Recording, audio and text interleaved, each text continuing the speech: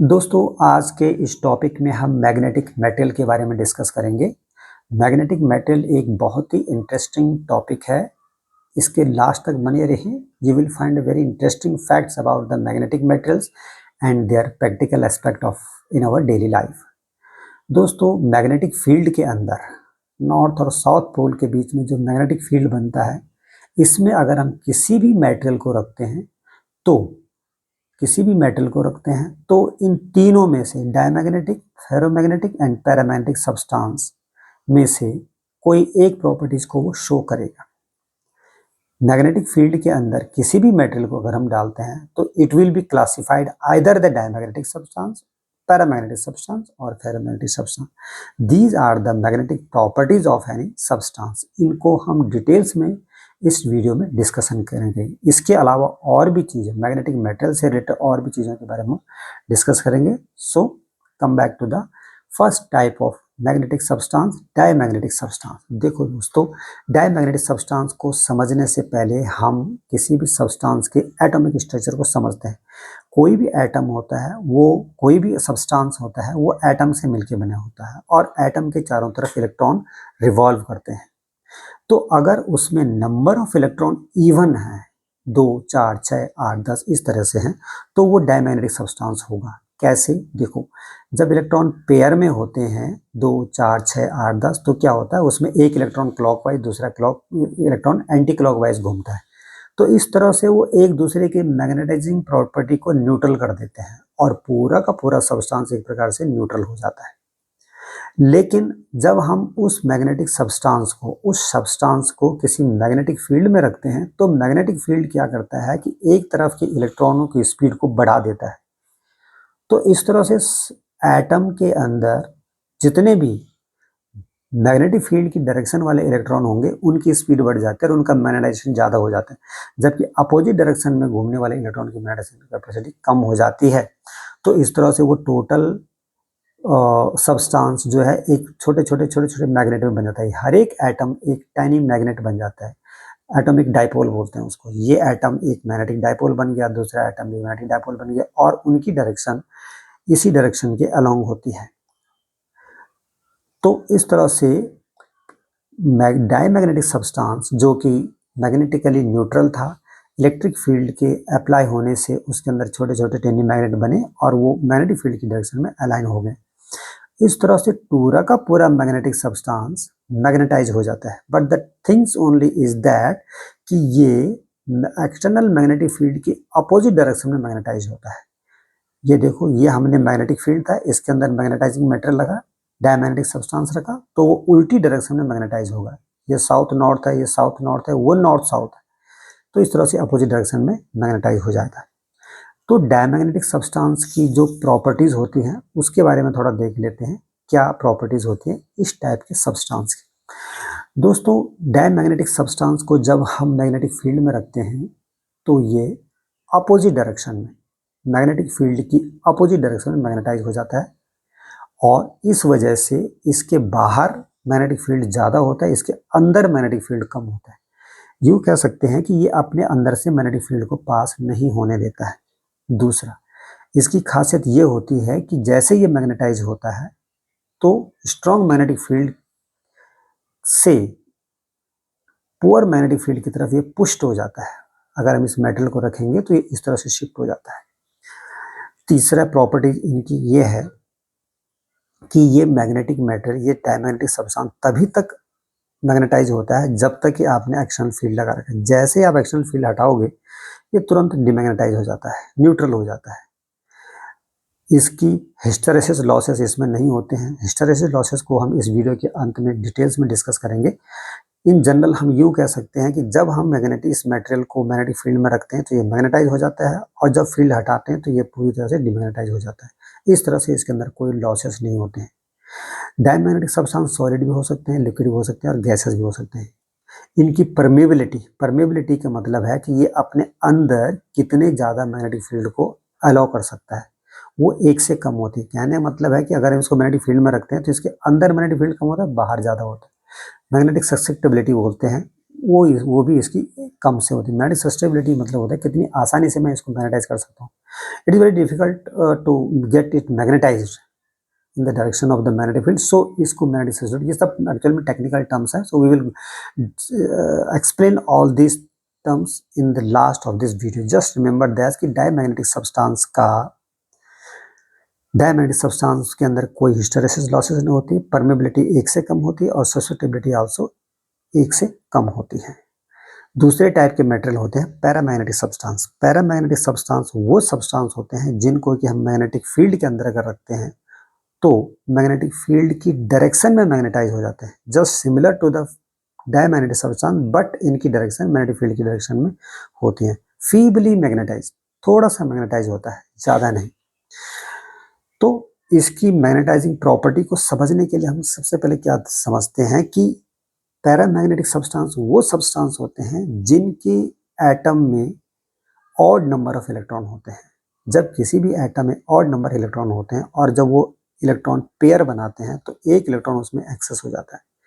इस तरह से हर एक एटम का एक डायरेक्शन में मैग्नेटाइजेशन फील्ड ज़्यादा हो जाता है और वो एटम अपने आप में एक टेनी मैग्नेट बन जाता है। लेकिन वो टेनी मैग्नेट्स बिल्कुल रेंडमली ओरिएंटेड होते हैं, तो इस तरह से टोटल सब्सटेंस का जो मैग्नेटाइजेशन होता है वो जीरो हो जाता है। लेकिन जैसे उस मैग्नेटिक सब्सटेंस को हम मैग्नेटिक फील्ड में रखते हैं तो उसके जो टेनी मैग्नेट्स हैं, एटॉमिक डाइपोल जिनको बोलते हैं, वो मैग्नेटिक फील्ड की डायरेक्शन में अलाइन होने लग जाते हैं और उसके अंदर मैग्नेटाइजेशन क्रिएट हो जाता है। अगर हम और स्ट्रॉन्ग मैग्नेटिक फील्ड लगाते हैं तो सारे के सारे एटॉमिक डाइपोल उसी की लाइन में मैग्नेटिक फील्ड की डायरेक्शन में ही अलाइन हो जाते हैं और वो पूरा का पूरा सब्सटेंस मैग्नेटाइज हो जाता है। तो इस तरह से पैरामैग्नेटिक सब्सटेंस को हम मैग्नेटिक फील्ड में रखने पर उसी डायरेक्शन में मैग्नेटाइज कर सकते हैं। This was the theory of magnetization of paramagnetic substance. Now इनकी प्रॉपर्टीज क्या होती है, पैरामैग्नेटिक सब्सटेंस की प्रॉपर्टी, उसको समझने के लिए just basic thing is that कि पैरामैग्नेटिक सब्सटेंस को हम मैग्नेटिक फील्ड के अंदर रखते हैं तो वो सब्सटेंस मैग्नेटिक फील्ड की डायरेक्शन में मैग्नेटाइज हो जाता है। मैग्नेटिक फील्ड की डायरेक्शन में मैग्नेटाइज हो जाता है, इसीलिए उसके अंदर मैग्नेटिक मेटेरियल के अंदर मैग्नेटिक फील्ड ज़्यादा होता है मैग्नेटिक फील्ड, और उसके बाहर मैग्नेटिक फील्ड कम होता है। मैग्नेटिक फील्ड की डायरेक्शन में मैग्नेटाइज होता है, इसीलिए वो वीक मैग्नेटिक फील्ड से स्ट्रॉन्ग मैग्नेटिक फील्ड की तरफ पुष्ट हो जाता है। जैसे कि डायमैग्नेटिक में था, वो स्ट्रॉन्ग से पुअर की तरफ मैग्नेटाइज हो जाता है। इनकी खासियत एक और होती है कि इनके अंदर मैग्नेटाइजेशन तभी तक रहता है जब तक मैग्नेटिक फील्ड अप्लाई कर रखा है। जैसे मैग्नेटिक फील्ड को हटाओगे इसके अंदर मैग्नेटाइजेशन खत्म हो जाता है। इनकी रिलेटिव परमिबिलिटी 1 से ज़्यादा होती है। 1 से ज़्यादा इसीलिए होती है क्योंकि ये अपने अंदर मैग्नेटिक फील्ड ज़्यादा रखते हैं, बाहर कम होता है। इसी तरह से मैग्नेटिक ससेप्टिबिलिटी भी ज़्यादा होती है, इनको आसानी से मैग्नेटाइज किया जा सकता है और इनके अंदर हिस्टेरेसिस लॉसेस नहीं होते क्योंकि जैसे ही मैग्नेटाइजिंग फील्ड हटाते हैं इनका मैग्नेटाइजेशन खत्म हो जाता है। नाउ एक important things about this paramagnetic substance is that कि इनकी जो ससेप्टिबिलिटी होती है, मैग्नेटाइज्ड होने की कैपेसिटी या इंटेंसिटी, वो टेम्परेचर के रिवर्स में होती है। मतलब अगर टेम्परेचर बढ़ाओगे तो फिर उसके एटम डिस्टर्ब होने लग जाते हैं और उसकी मैग्नेटाइजिंग प्रॉपर्टी खत्म होने लग जाती है, इसीलिए उसकी ससेप्टिबिलिटी फिर बढ़ जाती है, तो वो कम हो जाती है फिर। इसीलिए susceptibility is direct proportional 1/T या susceptibility is equal to C/T, और C को हम क्यूरी कांस्टेंट भी बोलते हैं। टेम्परेचर बढ़ाएंगे तो ससेप्टिबिलिटी कम हो जाएगी, मतलब मैग्नेटाइज होने की कैपेसिटी उसकी कम हो जाएगी। इस तरह से अब ये तीसरे टाइप का मैटर आता है ferromagnetic substance, very important type of substance in engineering. ये ferromagnetic substance almost similar to the paramagnetic substance. The difference only is that कि इसको जब मैग्नेटिक फील्ड के अंदर हम रखते हैं तो ये स्ट्रांगली मैग्नेटाइज हो जाता है as compare to the paramagnetic substance जो कि फीबली मैग्नेटाइज हो रहा था। नाउ फेरोमैग्नेटिक सब्सटेंस को जैसे मैग्नेटिक फील्ड में रखते हैं ये स्ट्रांगली मैग्नेटाइज हो जाता है इन the direction of the magnetic fields, और उसी डायरेक्शन में मूव कर जाता है, वीक फील्ड से स्ट्रांग फील्ड की तरफ मूव हो जाता है। देखो, इसको समझने के लिए, इसकी प्रॉपर्टीज को समझने के लिए हम क्या करते हैं कि जैसा कि पैरामैग्नेटिक सब्सटेंस में था कि पहले से ही हर एक एटम एक टाइनी मैग्नेट होता है, एक टाइनी मैग्नेट बना होता है, लेकिन वो रेंडमली ओरिएंटेड होते हैं। लेकिन फेरोमैग्नेटिक सब्सटेंस में क्या होता है, हर एक एटम मैग्नेटाइज तो होता है, टाइनी मैग्नेट तो होता है, लेकिन कुछ एटम एक ग्रुप बना देते हैं और सारे एक ही डायरेक्शन में अलाइन हो जाते हैं, तो उसको हम बोलते हैं डोमेन। फिर बाकी बचे हुए एटम भी एक पर्टिकुलर डायरेक्शन में अलाइन होते हैं, कुछ नंबर ऑफ एटम एक डायरेक्शन में अलाइन होते हैं और उस तरफ उसका एक डोमेन बना देते हैं। यूँ कह सकते हैं कि छोटे छोटे टेनी मैग्नेट्स एक बड़ा मैग्नेट बनाते हैं और वो बड़ा मैग्नेट को हम डोमेन बोलते हैं, और डोमेन रैंडमली ओरिएंटेड होते हैं। यहाँ पे देखिए कि ये छोटे छोटे टेनी मैग्नेट हैं, जिन्होंने एक ग्रुप बनाया और ये इस तरह से एक मैग्नेटाइज बड़ा मैग्नेट बन गया, तो इसकी डायरेक्शन ये है। इन्होंने भी इस तरह से मैग्नेटाइज हुआ और इस तरह से एक बड़ा मैग्नेट बन के इस तरह से ओरिएंटेड होगा, तो इस तरह से ये रैंडमली ओरिएंटेड है डोमेन। अब इनकी मैग्नेटाइजेशन होने की जो थ्योरी है वो कुछ इस तरीके से है कि अगर हम इस मटेरियल को मैग्नेटिक फील्ड में रखते हैं तो दो तरीके से इनकी मैग्नेटाइजेशन थ्योरी को समझ सकते हैं। कि पहला तो ये है कि जैसे हम इसको मैग्नेटिक फील्ड में रखते हैं तो जितने भी डोमेन हैं सब मैग्नेटिक फील्ड की डायरेक्शन में अलाइन हो जाते हैं, ये चारों इसी डायरेक्शन में अलाइन हो गए और ये सब्सटेंस मैग्नेटाइज हो गया। दूसरा थ्योरी ये होता है कि जो डोमेन मैग्नेटिक फील्ड की डायरेक्शन में हैं वो स्ट्रांग हो जाते हैं और जो मैग्नेटिक फील्ड की डायरेक्शन में नहीं है वो वीक हो जाते हैं। इस तरह से टोटल मैग्नेटाइजेशन उसका जीरो नहीं होता है और वो सब्सटेंस मैग्नेटाइज हो जाता है in the direction of the magnetic field. So this was the theory of ferromagnetic substance. इनकी प्रॉपर्टीज क्या होती हैं? प्रॉपर्टीज इनकी ये होती है कि जैसे ही इस टाइप के मेटल को फेरोमैग्नेटिक सब्सटेंस को हम मैग्नेटिक फील्ड में रखते हैं, they get strongly magnetized in the direction of the magnetic field. दूसरी प्रॉपर्टी ये है कि they are shifted from weaker to strong part of the magnet. जैसे मैग्नेटाइज हो जाता है वो स्ट्रॉन्ग मैग्नेटिक फील्ड की तरफ पुष्ट हो जाता है। These substances retain their magnetizations when they are magnetized, but जैसे ही हम मैग्नेटिक फील्ड को हटाते हैं इनका मैग्नेटिक फील्ड जीरो नहीं होता है, कुछ ना कुछ मैग्नेटिक फील्ड ये रिटेन कर देते हैं। ये इनका सबसे बड़ा ड्रॉबैक्स होता है, इस वजह से इनके अंदर हिस्टेरेसिस लॉसेस होते हैं। That we will discuss again later in this video. क्योंकि जैसे ही हम इसको मैग्नेटिक फील्ड के अंदर रखते हैं, यहाँ पे देखते हैं फेरोमैग्नेटिक सब्सटेंस, इनके अंदर मैग्नेटिक फील्ड बहुत ज़्यादा हो जाता है और बाहर कम है। मतलब these material are allowing the magnetic field more and more in their with in their self. सो इनके अंदर इनकी रिलेटिव परमेबिलिटी ज़्यादा हो जाती है, they can easily be magnetize, so इनकी ससेप्टिबिलिटी भी बहुत ज़्यादा होती है। तो और दूसरा ये है कि ferromagnetic substance in general solid type के होते हैं, ओनली सॉलिड टाइप के होते हैं। यहाँ पर मैंने तीनों डायमैग्नेटिक, पैरामैग्नेटिक और फेरोमैग्नेटिक सब्सटेंस को डिटेल्स में पिक्टोरिकली दिखाया है। अगर हम मैग्नेटिक सब्सटेंस को मैग्नेटिक फील्ड के अंदर रखते हैं तो अगर उसके अंदर मैग्नेटिक फील्ड कम हो गया और अपोजिट डायरेक्शन में मैग्नेटाइज हो गया तो उसे डायमैग्नेटिक सब्सटेंस बोलते हैं। अगर वो मैग्नेटिक फील्ड की डायरेक्शन में मैग्नेटाइज हो गया और उसके अंदर थोड़ा सा ज़्यादा मैग्नेटिक फील्ड हो गया as compare to outside, then it is called the paramagnetic substance. और अगर उसके अंदर स्ट्रॉन्ग मैग्नेटिक फील्ड हो गया as compare to the outside, then it is called the ferromagnetic substance. So this was the basic things of paramagnet, diamagnet and ferromagnetic substance. Now अभी हम एक next critical terms हुआ है जो Curie law, इसके बारे में डिस्कस करेंगे। क्यूरी लॉ क्या होता है? Okay, the Curie law is that कि क्यूरी लॉ को समझने से पहले हम कुछ टर्म्स है ससेप्टिबिलिटी, इसको समझ लेते हैं। ससेप्टिबिलिटी का मतलब होता है कि किसी भी सब्सटेंस की ससेप्टिबिलिटी वो एबिलिटी होती है जिसकी वजह से ये इजीली मैग्नेटाइज हो जाता है। जैसे मैग्नेटिक फील्ड में रखते हैं मैग्नेटाइज हो गया, तो ये होता है ससेप्टिबिलिटी। तो क्यूरी लॉ ये है कि जब किसी भी सब्सटेंस को मैग्नेटिक फील्ड में रखते हैं, किसी भी पैरामैग्नेटिक सब्सटेंस को मैग्नेटिक फील्ड में रखते हैं, तो उसकी मैग्नेटाइजिंग जो कैपेबिलिटी है that is inversely proportional to this magnetic fields and directly proportional to magnetic field and inversely proportional to the temperature.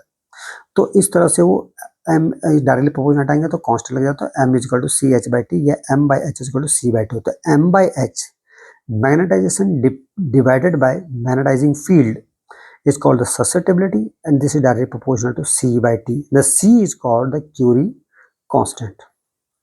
T is the temperature that we already have discussed in the previous topic also. So susceptibility of the parameter is inversely proportional to the absolute temperature. The susceptibility of a material is inversely proportional to the temperature. This is Curie law. So Curie temperature क्या होता है, that also we will know over here. Curie temperature क्या होता है कि जब किसी substance को, जब किसी भी मैग्नेटिक सब्सटेंस को, फेरोमैग्नेटिक सब्सटेंस ले सकते हैं, फेरोमैग्नेटिक सब्सटेंस का हम टेम्परेचर बढ़ाते हैं, फेरोमैग्नेटिक सब्सटेंस का जब हम टेम्परेचर बढ़ाते हैं तो उसकी मैग्नेटाइजेशन जो कैपेसिटी वो कम होने लग जाती है। एक टाइम ऐसा आ जाता है जब उसकी मैग्नेटाइजेशन कैपेसिटी इतनी कम हो जाती है कि वो फेरोमैग्नेट से पैरामैग्नेट बन जाता है। जैसे कि हमने पहले भी बताया, फेरोमैग्नेटिक सब्सटेंस वो सब्सटेंस होते हैं जो कि स्ट्रांगली मैग्नेटाइज हो जाते हैं। अगर उसका टेम्परेचर बढ़ाएंगे तो उसकी मैग्नेटाइजेशन कैपेसिटी कम हो जाती है और एक जिस टेम्परेचर पर वो पैरामैग्नेट बन जाता है, मतलब उसकी मैग्नेटाइजिंग कैपेसिटी बिल्कुल कम हो गई, that temperature is called the Curie temperature. उसको हमने ग्राफ में इस तरह से दिखाया गया है। ये है ससेप्टेबिलिटी और ये है टेम्परेचर। जैसे हम टेम्परेचर बढ़ा देते हैं, फेरोमैग्नेटिक सब्सटेंस की ससेप्टेबिलिटी कम होती जाती है। This is the Curie law. At some temperature the ferromagnetic substance become paramagnet, then that temperature is called the Curie temperature. After Curie temperature, if you increase the temperature, so there is the reverse relation between temperature and the susceptibility. उसको हमने इस graph में दिखाया था, temperature बढ़ने से susceptibility किस तरह से लीनियरली कम हो जाती है। So above the Curie temperature, the susceptibility of ferromagnetic substance is inversely proportional to the excess temperature. जितना टेम्परेचर बढ़ाएंगे उसकी ससेप्टेबिलिटी उतनी कम होती जाती है। ये पैरामैग्नेटिक सब्सटेंस का है और ये फेरोमैग्नेटिक सब्सटेंस का है। फेरोमैग्नेटिक सब्सटेंस को टेम्परेचर बढ़ाने से धीरे धीरे उसकी मैग्नेटिक कैपेसिटी कम हो जाती है और क्यूरी टेम्परेचर वो फेरोमैग्नेटिक से पैरामैग्नेटिक सब्सटेंस बन जाता है। This is called the Curie temperature. Now एक मोर टेक्निकल वर्ड्स है हिस्टेरेसिस। हिस्टेरेसिस क्या होता है? जब किसी भी फेरोमैग्नेटिक सब्सटेंस को हम मैग्नेटिक फील्ड में रखते हैं तो वो मैग्नेटाइज हो जाता है, लेकिन जैसे मैग्नेटिक फील्ड से हटाते हैं तो वो डिमैग्नेटाइज नहीं होता है। कुछ ना कुछ मैग्नेटिक फील्ड उसके अंदर रह जाता है। कुछ ना कुछ मैग्नेटिक फील्ड जब उसके अंदर रह जाता है तो उसको डिमैग्नेटाइज करने के लिए हमें अपोजिट डायरेक्शन में मैग्नेटिक फील्ड अप्लाई करना पड़ता है। तो इस तरह से उसको डिमैग्नेटाइज करने के पर्पज से जो हमें मैग्नेटिक फील्ड लगाया, that is one kind of wastage of energy. So that wastage of energy called the hysteresis. Hysteresis को हम हिस्टेरेसिस कर्व में डिटेल्स में समझेंगे। ये मैग्नेटिक फील्ड हम अप्लाई कर रहे हैं और ये मैग्नेटाइजेशन है फेरोमैग्नेटिक सब्सटेंस का। जैसे जैसे मैग्नेटिक फील्ड अप्लाई करते हैं ये मैग्नेटाइज हो जाता है, फेरोमैग्नेटिक सब्सटेंस मैग्नेटाइज होने लग जाता है और एक टाइम पर सैचुरेशन पॉइंट पहुंच जाता है कि अब अगर मैग्नेटिक फील्ड बढ़ाएंगे भी तब भी उसका मैग्नेटाइजेशन नहीं बढ़ेगा, क्योंकि जितने भी उसके अंदर एटम थे सब अलाइन हो चुके हैं। अब कोई एटम रहा नहीं अलाइन होने के लिए, उसको स्ट्रॉन्ग मैग्नेट बनाने के लिए। सो this is called the saturation point. अब अगर हम मैग्नेटिक फील्ड को डाउन करते हैं और जीरो करते हैं तो उसका मैग्नेटाइजेशन जीरो नहीं होता, ये बी तक मेंटेन है अभी भी, इतना मैग्नेटाइजेशन उसने रिटेन करके रखा है। So this is O B is called the retentivity. This is the magnetization field which is existing again even after the removal of this external magnetizing field. इसे कहते हैं रिटेंटिविटी। इसको खत्म करने के लिए हम उस मटेरियल को अपोजिट डायरेक्शन में मैग्नेटाइज करना पड़ता है। अपोजिट डायरेक्शन में मैग्नेटाइज करना पड़ता है तो जितना हम अपोजिट मैग्नेटिक फील्ड लगाएंगे इसको जीरो करने के लिए, that magnetizing field is called coercivity. तो ओ सी या O F is called the coercivity. अब फिर इसी डायरेक्शन में अगर नेगेटिव डायरेक्शन में और हम मैग्नेटिक फील्ड बढ़ाते जाएंगे तो फिर उसकी मैग्नेटाइजेशन अपोजिट डायरेक्शन में बढ़ता जाता है, फिर अगर सैचुरेशन पॉइंट पहुंच जाता है। इस सैचुरेशन पॉइंट पर पहुंचने के बाद अगर फिर मैं मैग्नेटाइजेशन फील्ड को कम करता हूं तो इसकी मैग्नेटाइजेशन कम होता है, लेकिन इसको जीरो करने के बाद फिर वो जीरो नहीं होता है। O E again is retained by the material.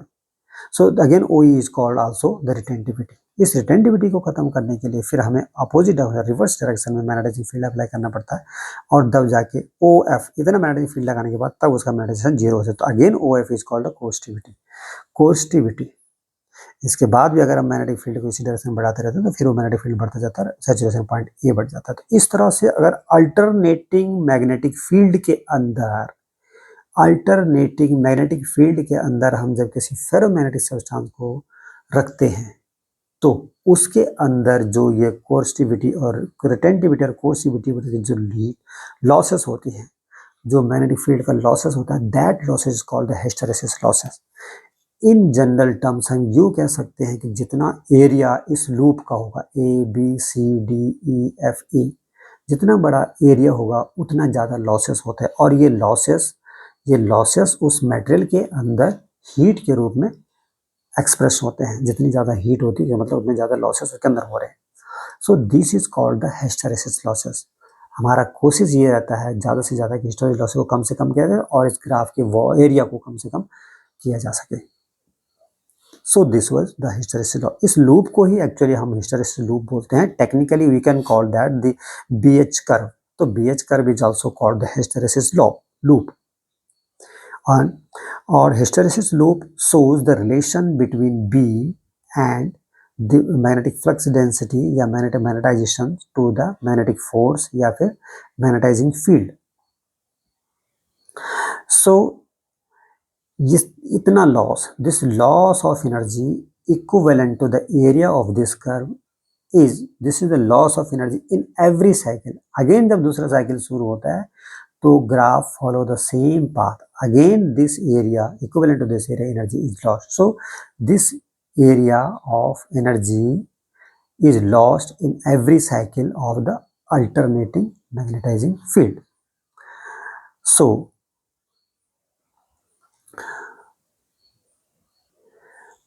the ultimately terms is that this A, B, C, D, E, F, A is called the hysteresis loop.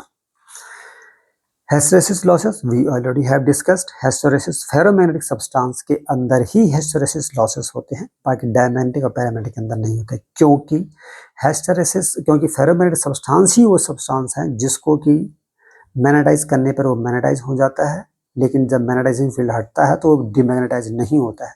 So this is the major cause of the hysteresis losses in the ferromagnetic substance. So इस तरह के जो losses होते हैं हम उसमें heat के रूप में सब्सटेंस में दिख जाते हैं। और इसके आधार पर ही हम फेरोमैग्नेटिक सब्सटेंस दो टाइप के बना सकते हैं, सॉफ्ट फेरोमैग्नेट और हार्ड फेरोमैग्नेट। सॉफ्ट फेरोमैग्नेट वो होते हैं जिनकी लो रिटेंटिविटी होती है, लो कोस्टिविटी होती है और लो एरिया ऑफ लूप होता है। So they are soft magnetizing metal. अगर एरिया कम हुआ तो उसको हम बोलते हैं soft ferromagnetic substance. They are easily to magnetize, is easily to demagnetize. And hard ferromagnetic substance होते हैं जिनके अंदर हाई रिटेंटिविटी होती है। Once they are magnetize they retain the major part of the magnetize. So इनका इस्तेमाल जो है परमानेंट मैग्नेट बनाने के लिए यूज किया जाता है। और सॉफ्ट मैग्नेटिक मटेरियल का इस्तेमाल दूसरे टर्म्स में जैसे ट्रांसफार्मर वगैरह इसमें यूज किया जाता है। तो इन जनरल हम कह सकते हैं कि सॉफ्ट फेरोमैग्नेटिक सब्सटेंस का हिस्टैरिसीस लूप का एरिया कम होता है और हार्ड फेरोमैग्नेटिक सब्सटेंस के हिस्टैरिसीस लूप का एरिया ज़्यादा होता है। This hysteresis plays a very important role in the selection of the which materials we are taking for the formation or for the construction of transformer core and the permanent magnet and also the electromagnets.